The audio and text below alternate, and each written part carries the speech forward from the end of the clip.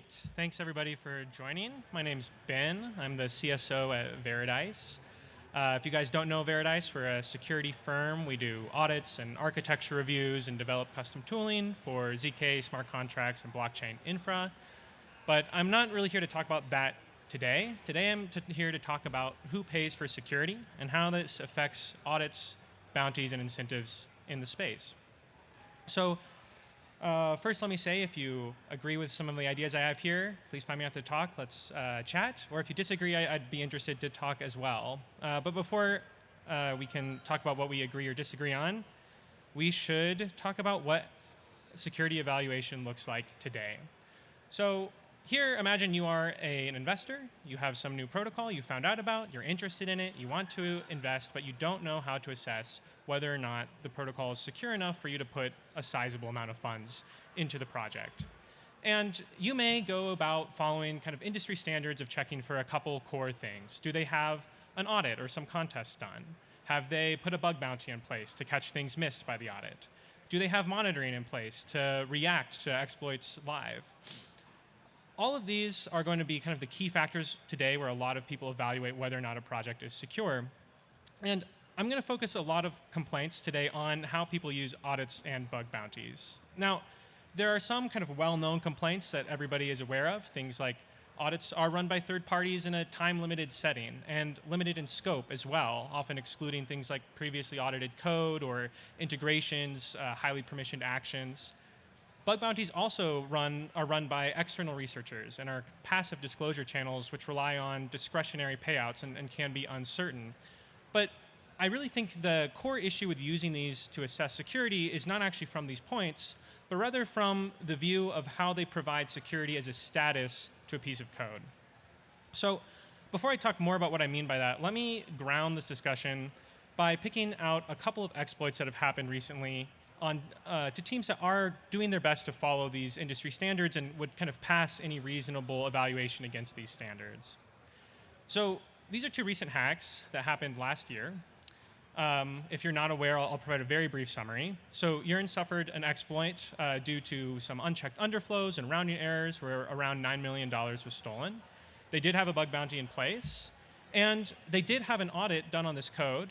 This was legacy code, actually, running safely for many, many years, managing millions of dollars until an exploit happened years down the road. In kind of similar fashion, Bouncer was also exploited last year, leading to hundreds of millions of dollars lost. Also had a large bounty in place and had multiple audits from multiple firms over a course of years during which it was managing significant funds, even applying formal verification efforts, which unfortunately, and as mentioned in the reports, did exclude kind of rounding effects. And rounding was noted by different analysts as they continued to analyze the project. But at the time of the audits, they did not realize that rounding could be exploited in the ways that we know now that it can be. And my point here is not to pick on any particular protocol, but to point out that these are projects following industry standards that were audited, that did have bounties, and were exploited years after managing funds successfully. Now, you may say I'm picking on edge cases. I can do the standard security talk of putting some big numbers on the screen. It has also become industry standard for multiple billions of dollars to be stolen every year in the crypto space.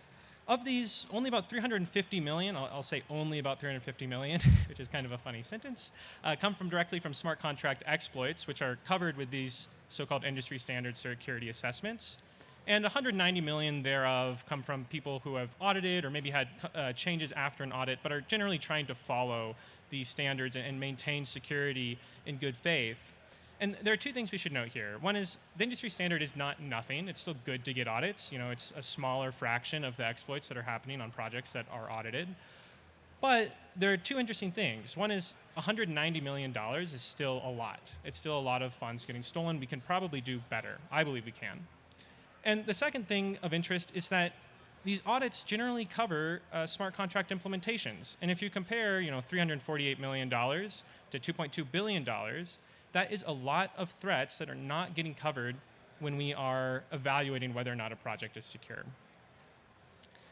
So let's talk about why we're doing these things this way. If there is a better way, or if this way is not sufficient, why are all these smart people who are working together approaching security in this way and assessing security in this way? The standard has evolved over time with our approach to blockchain. When we first thought of and conceptualized smart contracts, we pictured immutable code, operating transparently, managing funds, and it made sense that if this isn't not going to change, we just really need to work hard to get it right the first time, and then the code itself will be secure. But this does not really match modern practice. We see that upgradability is very common and often even necessary so that teams can respond to bugs which are not found by audits. And as noted in these case studies, new exploit classes continue to be discovered. Code that is secure today under kind of all known threats might not be secure in 3 or 4 years as attackers continue to come up with new lines of attack. Now, this kind of first myth has led us to the second one, which is that audits can let us buy security. We can kind of contract this out because as long as the code is secure, the project is secure, so why not bring in the best experts we can find to do this for us? Now, this has lots of problems in itself. Obviously you have to trust security firms. You have to also worry about the scope that security firms are applying. Tooling may scope out key behaviors. The threat model may include governance actions or assume that keys are never stolen. This is a wide variety of threats that are just not covered by audits. And finally, the approach to handling bugs missed by audits has focused on incentives like bug bounties, which are appealing to somebody economically minded, but have failed to provide the proper amount of incentive to prevent attacks at a sufficient rate. Large fractions of projects that are exploited do actually have bug bounties, and people continually choose exploit or sell instead of report. Whether this is because of worries about discretionary payouts or nation-state actors who are not worried about state reprisal, this is something where we need to improve. So if we're going to think back about what led us here, and now try to think about how can we break out of some of these paradigms, we might look to other industries for inspiration. And one thing that we'll find if we look at other types of assessments, how other industries are assessing whether a project is secure, we could look at information security like SOC 2, we could look at payment card industry standards or federal governance around cloud providers. All of their security evaluations look very different. They are evaluating controls over periods of 6 to 12 months, not a single snapshot of code. They are requiring annual reassessments. These reassessments have continuous monitoring requirements, have requirements that the team is engaging continuously with third parties to do pen test or secure code review. They're evaluating what types of incident response capabilities are present and what types of continuous review is being performed. The point here is that when somebody is trying to determine if a project is secure, they're not looking to a certain commit on the code. They're looking to the processes implemented by the team. That security, as assessed by these other industries, is something maintained by the developers, not a property of the code. So we solved it, right? We're done. We just need to do these assessments, and then everything will be great. All the hacks will disappear. This is, of course, not the case. First of all, even a perfect process may not produce perfect results. Even if we are checking for internal security teams and ongoing security budgets and are doing continuous reviews and testing and monitoring, things may slip through the cracks. 0 days will still exist and be found. But there's a bigger issue here of who is going to do these assessments? How can we actually get people to work this way? Why aren't people already doing it this way if this is something that could actually reduce the frequency and magnitude of hacks?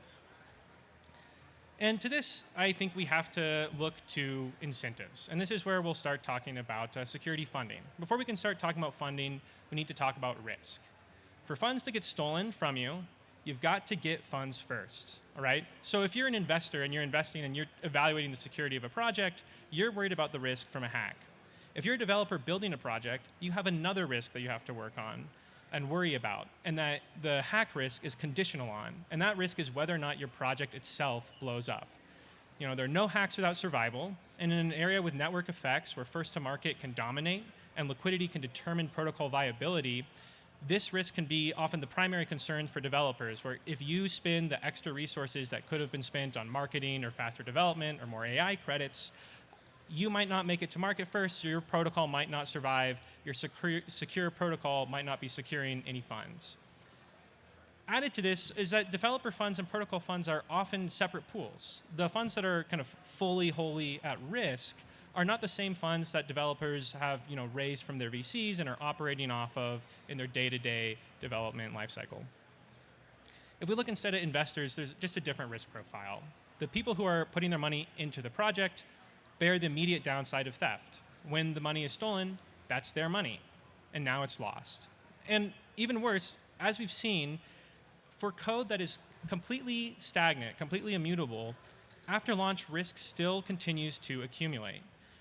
Obviously, mutable code may change, integrations may ship, but as exploits continue to develop and attackers continue to become more advanced, risk to a project continues to accumulate over time.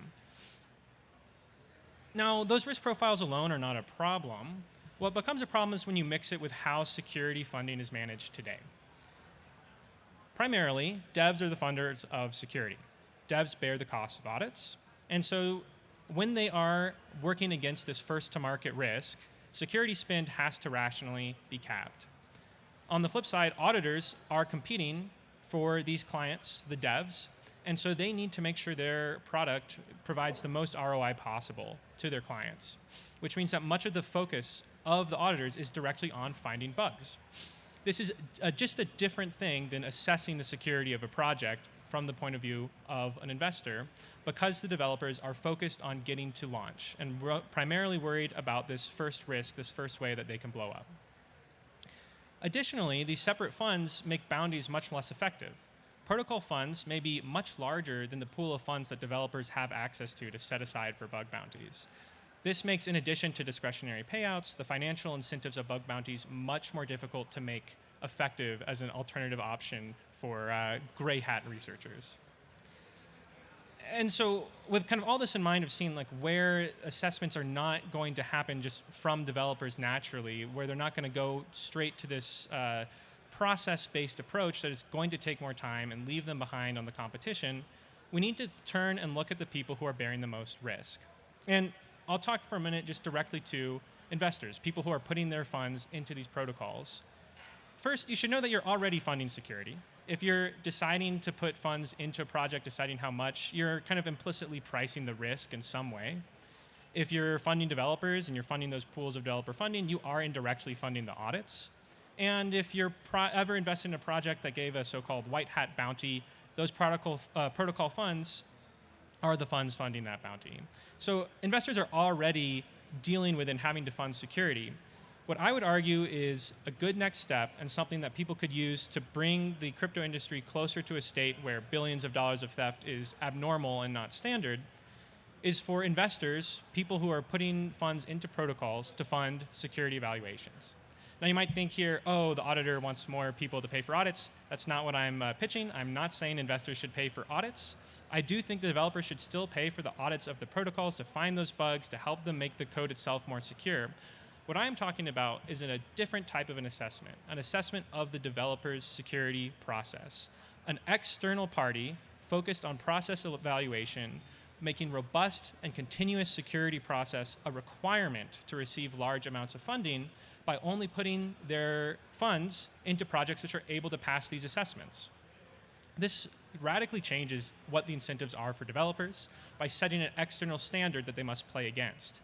Devs must build processes to pass the evaluation under this model, which means that when you are competing with other teams who are underspending you on security, you are not necessarily losing out on that first-to-market risk. You still have an advantage because the security process that you build out is something they are still going to have to build out too, eventually, in order to obtain the funding that is necessary to have sufficient protocol liquidity for the project to survive. So, this is my pitch. If any of you are investing in protocols, think about how you are deciding whether or not a project is secure, and consider not looking to audits and bounties as a serviceable and sufficient way to assess project security.